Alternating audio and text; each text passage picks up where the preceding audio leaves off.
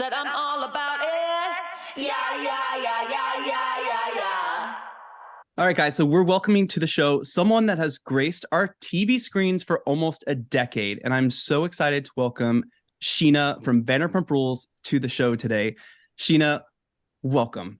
Hi, guys. Thanks for having me. It's about time you had me on. I've been asking to be on forever. No, no, that is not how that went. I think I've been asking you for forever, but you're so busy. And also there's like a team that has to approve you at all times. So we understand. Yeah. Whenever it comes to the VPR stuff, it's like, can I, can't I, what can I say? What can't I? And then it's like, we're on a press block when we're filming, but then in between filming and airing, it's like, well, you can, but it's always tricky. But then I'll have to definitely come back on once the show is airing.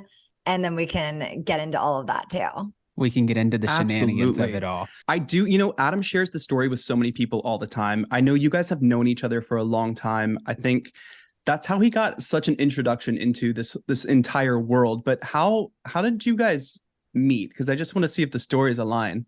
Okay, you might be better at the year. Was I married or not married yet?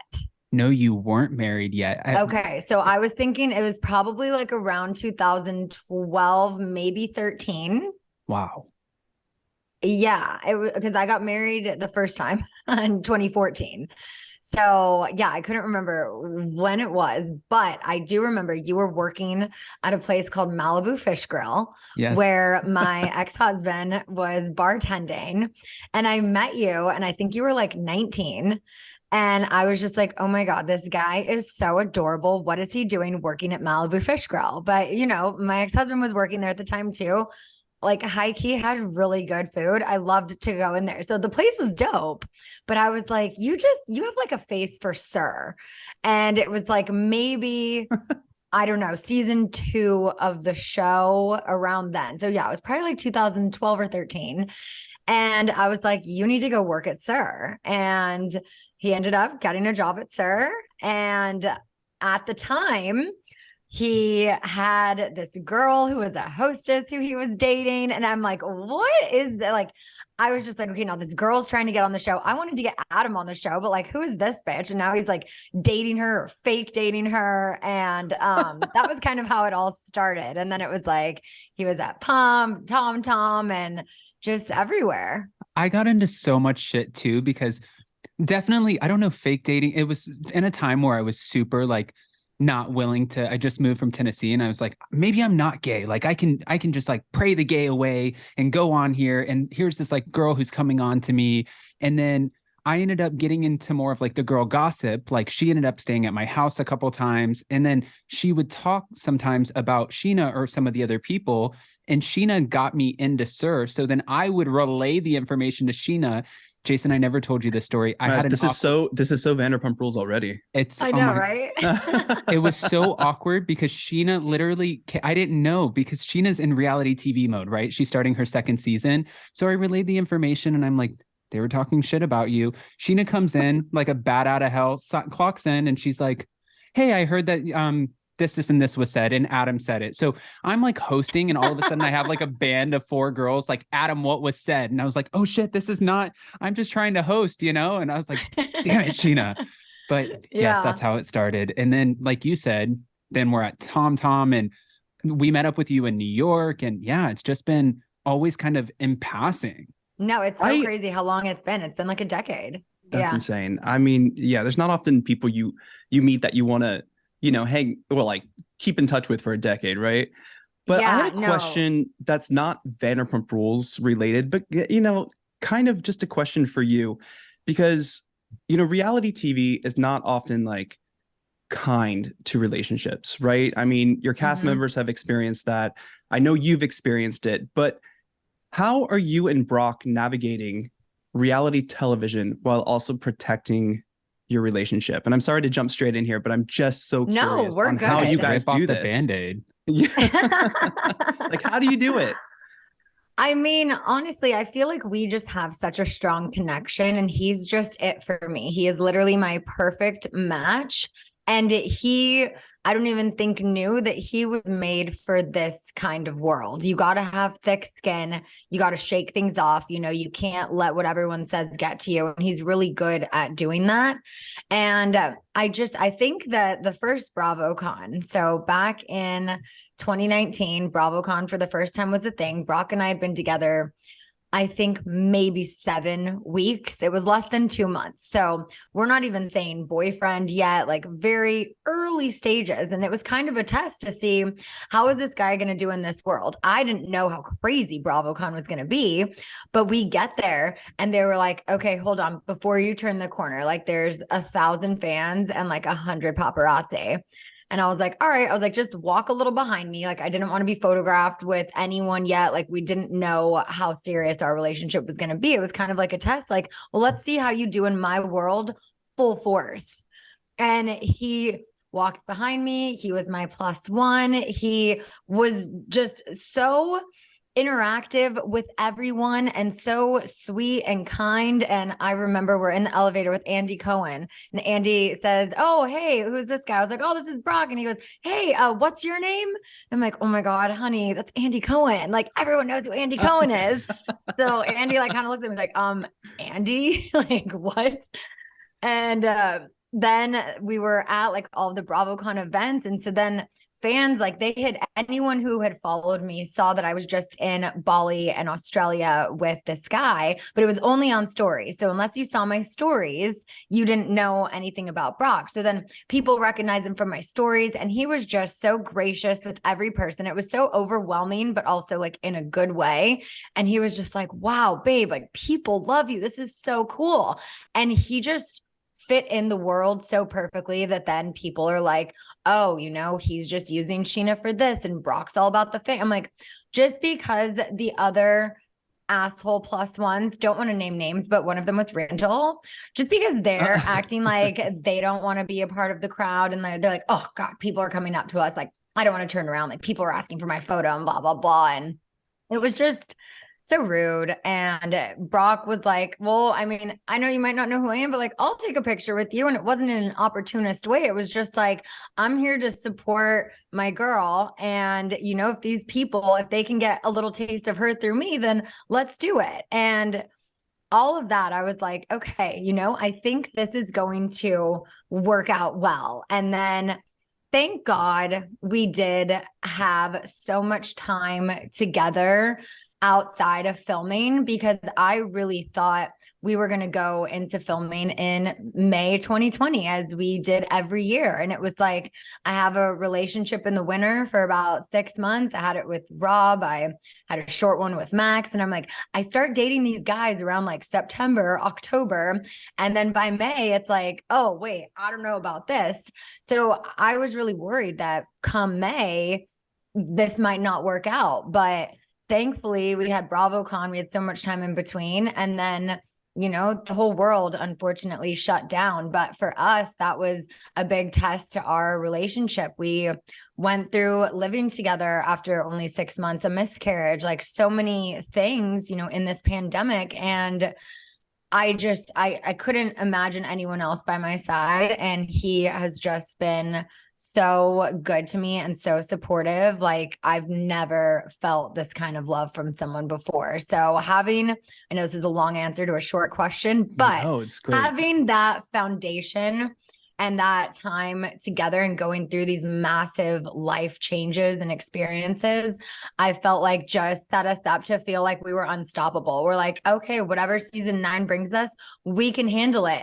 And season 9 kicked our fucking asses. I mean, it was a full force. Brock, like, center of everything. And he just crushed it with flying colors, and he took it on the chin. And, you know, then here we are, another season, a baby, and a wedding later. And I couldn't be happier. Wow. You know what? And I love that for you too, because I remember, of course, like you said, how we met and how everything went along the way. So when all of this happened and came about, I remember seeing, of course, Brock on the show, but then it was when you showed up to Spilling Tea Live LA, that was the first time I met him in person.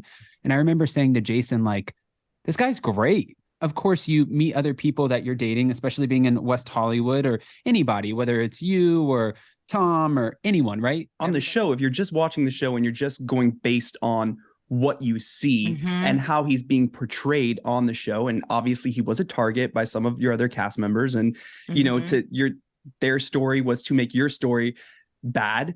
And so you have this idea, and then when you meet someone, I mean, in person, Brock is really great energy, and it just like spews off of him. So it's crazy, you know, what television can do. I'm going to send Jason to come hang out with Brock. No, I'm just kidding. Well, it sounds like we have the same responsibilities, you know, like. Okay, you're not daddy daycare, friend. You're not daddy daycare, but not yet.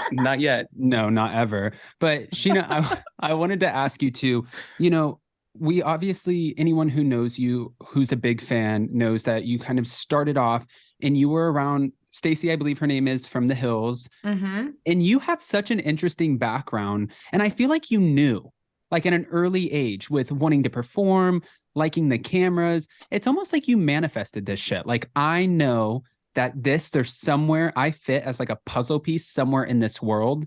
Now looking back, if you could tell your 20-year-old self anything about what's to come or any advice, this is random, I didn't even put this down, but I'm interested. What would it be? I would tell myself to Google men before I date them. That's for damn sure. Because my 21-year-old self could have used that advice.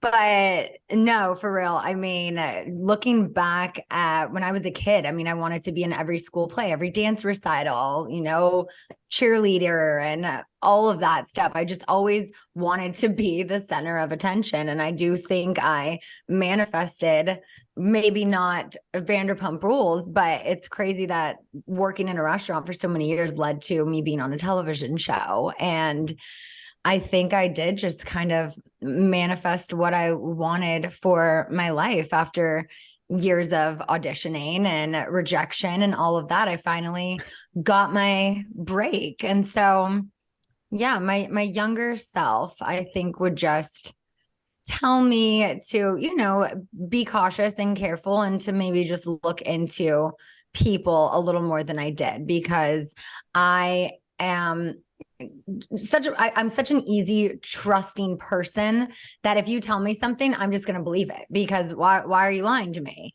And that's what's gotten me in trouble a lot. I have another question for you too. That's great advice to your younger self. We'll check back in with 20-year-old Scheana. I have a question for you, because you have a younger sister. She's stunning. If you look at her social media, she's all over the place. She's like super active, doing fun things. She goes to the music festivals. She's always with you. Has she ever asked you to be a part of the show? She's never really wanted to. I wanted her to be on it. And when she was like, even in high school, I would bring her to our group beach days and little things like that. But it's never really been her thing. She is very good on the other side of all of it, being a personal assistant, a social media manager, like all of the things that she does, she is so good at. But I could see one day that kind of transitioning into her being more in front of a camera or more that like talent person, because she's got everything it takes, but she's just so good at what she does. And she genuinely enjoys everything she does for work. And she's literally so good at it. I would be lost without her. Oh no. She's like, I'm happy enough already. Yeah. I'm happy enough already. And Jason, I know you have a few questions, but I wanted to ask another thing really quick. I'm sorry. I'm just like jumping in here because it's like on my head. You know, when I think about reality TV, I always think about Vicky Gumbelson, like screaming at her castmates, being like, this job doesn't last forever. Get a real job. Like, you need to do something, be financially stable. And for you, Scheana, while we have some other people who are moving, some of your castmates who have everything or might be losing a lot of things, whatever the case is, when we look at you, you have your home in the desert, and then we see you in San Diego, then we see you in LA. Like, you're so stable. And I don't know your finances or anything like that, right? None of my business, but it seems like you're so financially stable and smart. Like, you have a plan. How do you navigate that? Like, what is the plan? Like, one day, season 25, Vanderpump Rules is over. I'm reaching for the stars here. Season 25, it's over. Like, what would you want to do next? I really want to do hosting. Like that is where my background is. I got my degree in communication studies with my emphasis in broadcast journalism. And that is what I am so passionate about. Like if I could wake up, go to a studio, get my glam, have a teleprompter, do that kind of job, that would be so ideal for me. Like I was so sad when I heard E! News, Daily Pop, like all of these shows are getting canceled because I'm like, those are my dream jobs one day. But I'm also living my dream job right now. I mean, I get to show up for work as myself and like get paid to do that. It's the best thing in the world. But I would love to be able to do this as well. Like Garcelle is my goals. She is a host of a talk show and she's a star of a hit reality show. That would be the ultimate goal. I like that. Yeah. And I was devastated too. All right, Jason, I'll let you go. You're getting an abundance of opportunities from the show, which I find so amazing. But I did want to ask a little bit about being a mom, because I just read an article where you said something to the effect of, with every fiber in your body, you do not want to have another baby. Is that right? Yeah. What is your favorite part of being a mom, and how has that changed your life? I mean, my favorite part is just seeing her smile every day and just feeling her love. And like, she already speaks my love language. Like I'm words of affirmation, and all day it's just like, mama, mama. And I'm like, oh, you love me. So, I mean, the best is just waking up every day and seeing her smile and making her happy and just making her day. I am so blessed. She is such a good baby, and I am just so grateful every day for her. It's scary, I will say. It is literally the scariest and hardest job in the world. I mean, you have to keep a tiny human alive every second of the day. Even when she's napping, I am the crazy mom who has this like breathe wear on her where I monitor her breath, because I'm like, even when she's sleeping, like she could die. And so I'm like constantly just like, there's SIDS. And if it's not SIDS, you worry about them choking. And if it's not that, then you worry about them getting kidnapped, or there's just always something. And it's so terrifying. And I can't imagine worrying about another human more than I already worry about this one, or equally as much as I worry about this one. And so then I'm like, do I want to do this again? And as of right now, there is not a fiber in my body that wants another newborn. That was a very scary stage for me. I don't want to say I didn't enjoy it, because I enjoyed every day with her and breastfeeding and all of that, but I was just terrified 24/7. Like I went to bed terrified. I was afraid, what if I sleep through my alarm and it's 3 hours and she hasn't eaten and she needs to eat every 3 hours? And there were just so many fears that came with me being a mom, and I'm already an anxious person. So right now I'm getting to the point where she's a year and a half. She is so independent. She knows how to chew her food, and like small fears are starting to go away. And I feel like maybe by the time she's 3 or 4, I'll be like, okay, let's do this again, because I want to give her a sibling. I don't want Brock and I to leave her alone one day. I don't want to have like her have the burden of like, oh, now I'm an only child and my parents are gone. I don't ever want to do that to her. So selfishly, I just want to spoil her and not have to worry about another kid ever. But for her, I want her to have a sibling. I know I'm not ready anytime soon. And I'm like, I had a very traumatic labor. I got HELLP syndrome. I could have died. And I feel like maybe we do a surrogate. Maybe we adopt an 8-month-plus-old and skip the newborn stage. Yeah. Or maybe we just roll the dice, and in a couple years, I'll be ready. We monitor me really, really closely, and we do it again. But I just know right now I have -% baby fever. My friends who were pregnant when I was, who are pregnant again, I'm like, God bless you. I don't know how you're doing it. My other friends talking about like, I think I'm ready. I'm like, you're fucking crazy, but to each their own. Good for you. I am not even close to being there, but I know 100% I want her to have a sibling in whatever, like who she grows up with. She obviously has 2 older siblings living in an entirely different country, very far away. So I hope one day she will have a relationship with them, but they're much older than her. I want her to grow up with a sibling. I just don't know when I'll be ready for that because it's certainly not now. You know what's wild about that too? And Jason keeps on saying that like one day have a baby. And I'm like, no, bitch, that's not happening. But then I'm thinking about you talking about SIDS and choking and breath monitors. And then I'm thinking like, let's fast forward 15 years and then you're going to be worrying about boys and cars and like, what time are you coming home? I'm like, this doesn't go away. You're just like, no. I'm 37. My mom still is like, I made her get an iPhone like 5 years ago. Cause I was like, Mom, I'm not going to think to text you every time I arrive at any facility or call time or audition or get a fucking iPhone. It's called Find My Friends. Track me all day long. I don't care. But I'm just like, oh my God, now, I have a daughter and now I get it. It's just, it's always going to be something. And I know that just comes with parenthood, but it's really scary. And I'm so thankful that I'm doing this with Brock because he is my perfect balance. He's very much like New Zealand, Australian mentality of like, she'll be all right. And I'm like, everything's going to kill her. So having this balance, I think is great because she will grow up fearless, yet like cautious. Do you think that you're going to be a helicopter mom when she's older? Oh, I already am. Oh my God. Okay. You should see me at the park with her. I'm like, and he's like, let her go down the slide. I'm like, no, I'll be there with her. No, I will go down the slide with her. Like I am already a helicopter mom. So I would like to lessen that. I'm literally in therapy for that. I just had therapy this morning. We realized I also may, suffer with some OCD that I'm going to speak to a psychiatrist about soon too, because I do have just a lot of things that I obsess over that I would like to find a way to not. I have to give you so much credit because, having a child and having people follow your journey for the past almost decade, right?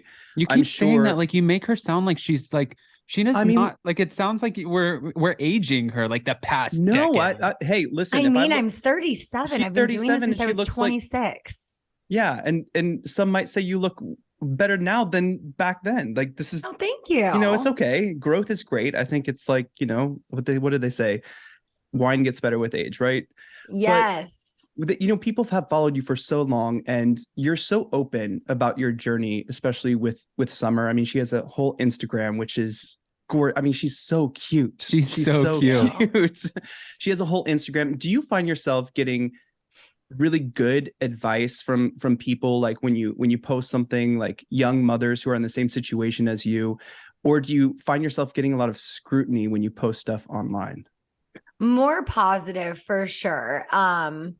I feel like the scrutiny was maybe even more when I was pregnant than now that I am a mom. I feel like, being pregnant in a pandemic, I was so cautious of what I posted on my vlog. And I always made sure to be like, just FYI, we were all COVID tested. And I just felt like if I didn't say this, I would get judged for this and someone's going to think this and that. And now as a mom and seeing some of my friends, who are moms and just strangers and people on Instagram and whatnot, I'm like, everyone does things differently and there's not a wrong or a right way. It's whatever you think is right for your kid. Like I may not agree with some of my friends' parenting styles, but I'm like, hey, if that works for you, great. I wouldn't do that, but you probably wouldn't do what I do. And that's okay. And that's the beauty of being a parent is it's up to you, between Brock and I, we decide what we think is best for her. Sure, I may ask for my mom's opinion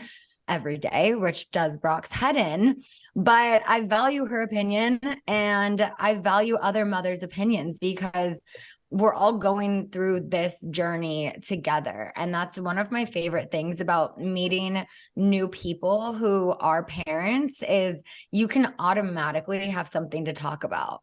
Brock is the person where you could put him in a room with anyone and he can have a deep conversation and just bond with anyone. Whereas I'm like, I don't know, do I have anything in common with this person? Like, do they know who I am? Do I say who I am? Do I act like I do something else? But it's like, oh, you have a kid? Oh my God. Okay. How old's your kid? And it's just like, it's so easy to talk to other parents. And I enjoy that so much, even just going to the park. And it's crazy how many kids were born in March and April, 2021. Insane. You know, and by the way, at this past BravoCon, Brock was working the hell out of some of those rooms. I have to say that because I was watching him. I went up and said hi. But I asked you a question at BravoCon because you were standing there and I was like, oh, hey, Scheana, just like bumped into you. And I was like, does this ever kind of get old, or not old, but like, do you get used to this, like this kind of attention? And you said, you know, at this point, I've been doing this for a while. So yes, I'm used to it.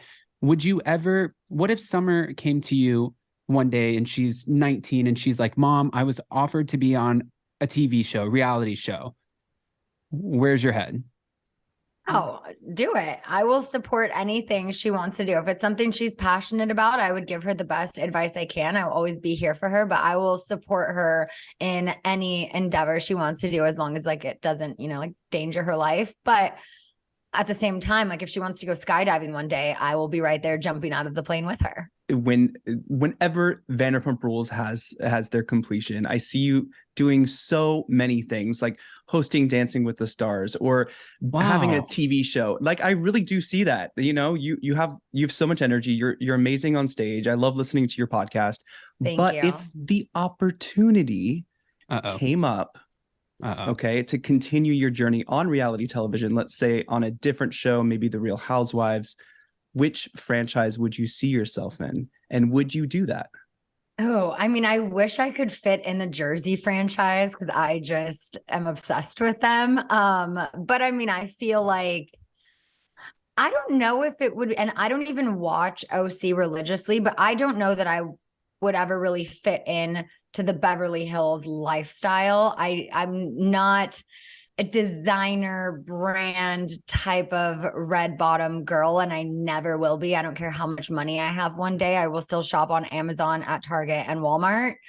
I know OC has, you know, I mean, all the housewives have the glitz and the glam, but I think for where Brock and I want to eventually settle down, I mean, we love San Diego, we love LA. Maybe we split the difference and end up in Orange County. So, or maybe instead, once we hit completion after season 25, maybe we have you and all of your friends at that point who might be in San Diego kick off a new franchise with a familiar face, like they did Caroline Stanbury for Dubai. That is not a bad idea. Love that. That is not a bad idea at all. San Diego's or beautiful. maybe we, you know, go down under and do something there.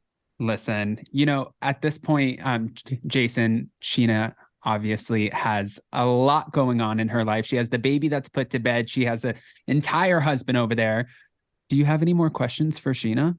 No, I'm just really happy we got a chance to sit down and talk, because I just find your story is just so unique. How you came on to Vanderpump Rules, how long you've been on there. I mean, I know Adam keeps getting on me like, well, don't make her sound like she's old, but we have been following your journey for so long. We watched you go through so many things. Yeah, it's been a long time.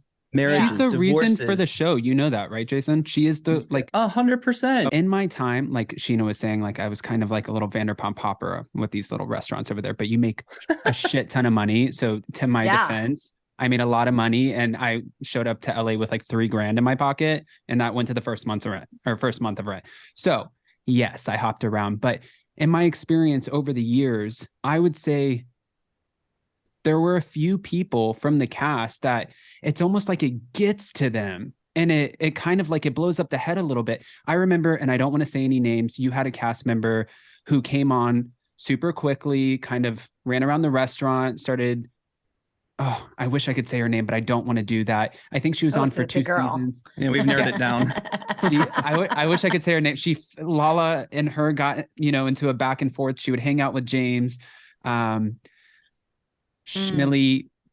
Yeah. Oh, okay. Okay. I'm trying not to, but you know, and then I remember having some conversations sometimes over at Tom Tom and just getting this sort of like, do you know? And I'm like, do I fucking know what?